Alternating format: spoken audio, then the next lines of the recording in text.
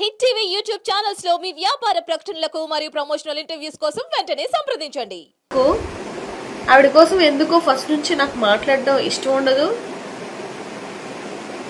నాకు మాట్లాడాలని అనిపించక సిచ్యువేషన్ రాక వచ్చినా కూడా నేనే మాట్లాడలేదు. ఎందుకనంటే సరే వాళ్ళ ఫ్యామిలీ విషయాలు అవి, అలాంటప్పుడు మనం ఎందుకు వచ్చి మాట్లాడాలి? ఆవిడ కూడా రాజశేఖర్ రెడ్డి బిడ్డే కదా, ఆయనకి ఎంత గౌరవం ఇస్తామో వాళ్ళ పిల్లలకు కూడా అంతే గౌరవిస్తాం కదా అని చెప్పేసి నేను అనుకొని చాలాసార్లు జగన్మోహన్ రెడ్డి గారిని ఆవిడ మాట్లాడినా కూడా నేను ఏ రోజు ఆవిడనేం అనలేదు. ఎందుకంటే సొంత చెల్లి ఒక అన్న కోసం నెగిటివ్గా పోరాడుతుంది అని అంటే మరి ఇది ఎంత రాజకీయ ఏమంటారు, ప్రీతి అంటారు, రాజకీయ ప్రీతి. ఆ ప్రీతిలో పడిపోయి ఆవిడ ఒకటక్క నీకు చెప్పాలి అనుకున్నది ఏంటంటే, ఒక చెల్లి మిస్ అయిన జగన్మోహన్ రెడ్డి గారికి కొన్ని కోట్ల చెల్లెళ్ళు, కొన్ని కోట్ల అక్కలు ఆయనకు అండగా ఉన్నారు. అందుకే ఆయన అంత ధీమాగా ఒక చెల్లి పోయినా కూడా నాకు అంటే రాష్ట్రం ఇచ్చినటువంటి అక్క చెల్లెళ్ళు ఇంతమంది ఉన్నారు అని చెప్పేసి అంత ధీమాగా ఉన్నారు. రాజశేఖర్ రెడ్డి వారసురాలు నేనే. యాక్చువల్గా హైదరాబాద్లో మీరు ఒక పార్టీ పెట్టారు. ఆ పార్టీకి కూడా మన పెద్ద ఆయన పేరు పెట్టుకున్నారు. హైదరాబాద్లో ఏం చేశారక్క? ఎవరి మీద పోరాటం చేశారు? అక్కడికి వెళ్ళి అంత రేవంత్ రెడ్డిని అమ్మనాబూతులు తిట్టి కాంగ్రెస్ పార్టీని విమర్శించి ఎవరైతే రాజశేఖర్ రెడ్డి గారు ఎఫ్ఐఆర్లో ఆయన పేర్లు జాయిన్ చేసి మీ ఫ్యామిలీని లేకపోతే జగన్మోహన్ రెడ్డి గారిని జైలుకు పంపించి అన్ని నెలలు ఆయనని జైల్లో ఉంచినటువంటి అదే పార్టీకి మీరు వెళ్ళారు అని అంటే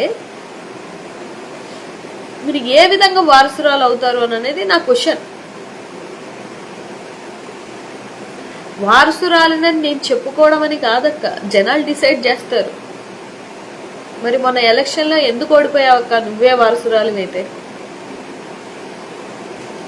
మీరు పొద్దున్న లేస్తే అక్క చెల్లెలు మీరు శ్రీత గారు ఇద్దరు కలిపి అవినాష్ రెడ్డి గారి మీద చేసినటువంటి ఏవైతే ఉన్నాయో జనాలు వినలేదు, జనాలు నమ్మలేదు అనే కదా అర్థం. ఆయనని గెలిపించారు అంటే అర్థం. పేపర్ మీద కాదు రాజశేఖర్ రెడ్డి గారు ఉండాల్సింది గుండెలో అని అన్నారు. నిజంగా మీకు ఆ గుండెలో రాజశేఖర్ రెడ్డి గారు ఉంటే ఆయన్ని ఇబ్బంది పెట్టినటువంటి పార్టీలోకి మీరు ఎలా వెళ్ళారు అని అనేది నా క్వశ్చన్.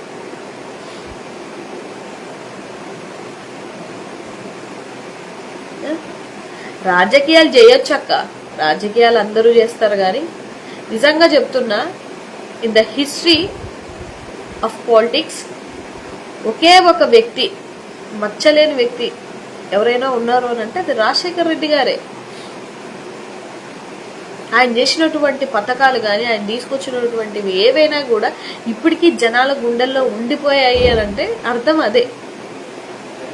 అదే పరిపాలనని కూడా తీసుకొని వచ్చినటువంటి వ్యక్తి జగన్మోహన్ రెడ్డి గారు. నువ్వు ఇదంతా ఈ సీట్ల కోసం రాజకీయం కోసమే కదా చేస్తున్నావు. నిజంగా రాజశేఖర్ రెడ్డి గారు బతుకుంటే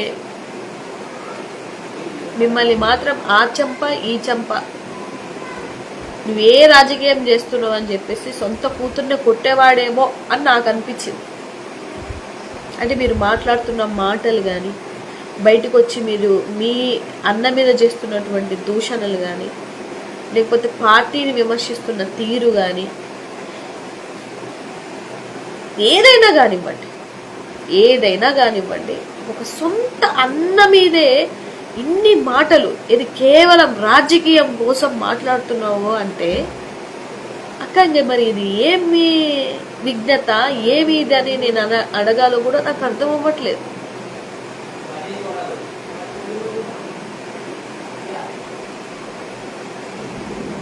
ఇప్పుడు అడగండి అక్క, అమ్మఒడి నీకు 15,000 నీకు 15,000 అని ఇంట్లో ఎంతమంది ఉంటే అంతమంది 15,000 అని మాట్లాడుతుంటే వాళ్ళని ప్రశ్నించడం పోగొట్టి అయిపోయిన గవర్నమెంట్ లో ఉన్నటువంటి జగన్మోహన్ రెడ్డి గారిని మీరు ప్రశ్నిస్తున్నారు అంటే జనాలకి ఇప్పుడు అర్థం అవ్వాల్సింది ఏంటి అని అంటే ఇది కక్ష సాధింపు రాజకీయం మాత్రమే కానీ వీళ్ళు ప్రజలకి న్యాయం చేద్దామనే ఉద్దేశంతో వచ్చిన వాళ్ళు కాదు.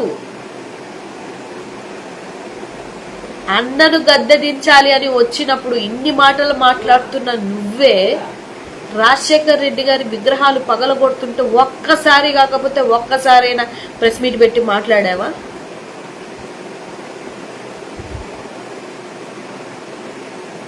చెప్పు, ప్రెస్ మీట్ పెట్టి నువ్వు మాట్లాడావా? మాట్లాడుంటే నేను డెఫినెట్ గా హ్యాట్స్ ఆఫ్ అందును.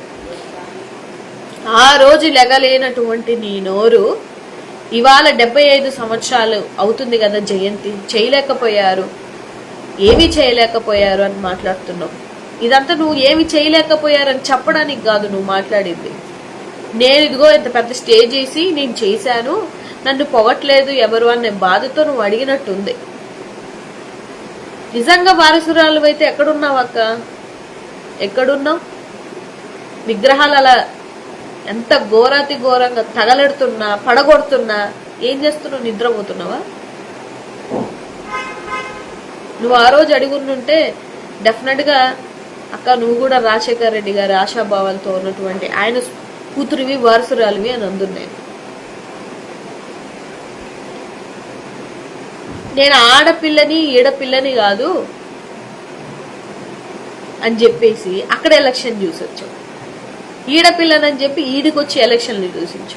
ఓవరాల్ గా నీ పాయింట్ ఏంటంటే నీ టార్గెట్ జగన్మోహన్ రెడ్డి గారు తప్ప నీ టార్గెట్ ఆంధ్ర రాష్ట్ర ప్రజల అభివృద్ధి కాదు, వాళ్ళ సంక్షేమ పథకాల కోసం కాదు, లేకపోతే వాళ్ళ కోసం ఆలోచించే విధానాలు లేవు. దయించి రాజశేఖర్ రెడ్డి గారు బిడ్డవు కాబట్టి అక్క ఏమనాలి అంటే ఏమనాలో కూడా అర్థం కావట్లేదు. కానీ అందరూ బాధపడుతున్నారు. నువ్వు మాట్లాడుతున్నటువంటి తీరు చాలా మందిని హట్ చేస్తుంది.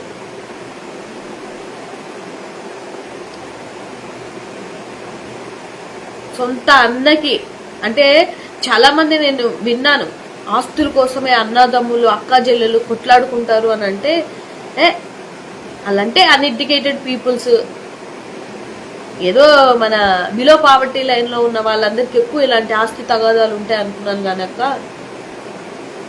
పై స్థాయిలో కూడా ఆస్తుల కోసం పదవుల కోసం అన్నదమ్ముల్ని కూడా రోడ్డుకి ఇరుస్తారని ఫస్ట్ టైం నిన్ను చూశాక నాకు అనిపించింది అక్క. ఫస్ట్ టైం నిన్ను చూశాక నాకు అనిపించింది. అంటే ఎంత కక్ష సాధింపో ఆయన మీద. ఎప్పుడో 3 సంవత్సరాల క్రితం జరిగినటువంటి కేసులను కూడా తవ్వుకొని ఇప్పుడు ఎఫ్ఐఆర్లు కడుతున్నారు. హ్యాట్స్ ఆఫ్, దీనికైతే మాత్రం హ్యాట్స్ ఆఫ్. పాపం ఈ విషయం జగన్మోహన్ రెడ్డి గారికి తెలియక 2019 నుంచి 24 వరకు అందరూ ఒకటే అనుకొని అందరికి సమపాలన చేసి వెళ్ళిపోయారు ఆయన. హిట్ టీవీ యాప్ ని డౌన్లోడ్ చేసుకోండి. ఇందులో short news, live news, entertainment movies అన్ని అవైలబుల్ గా ఉన్నాయి. Please download Hit TV app. Hit TV app. Hit TV యాప్ని ఫ్రీగా డౌన్లోడ్ చేసుకోండి.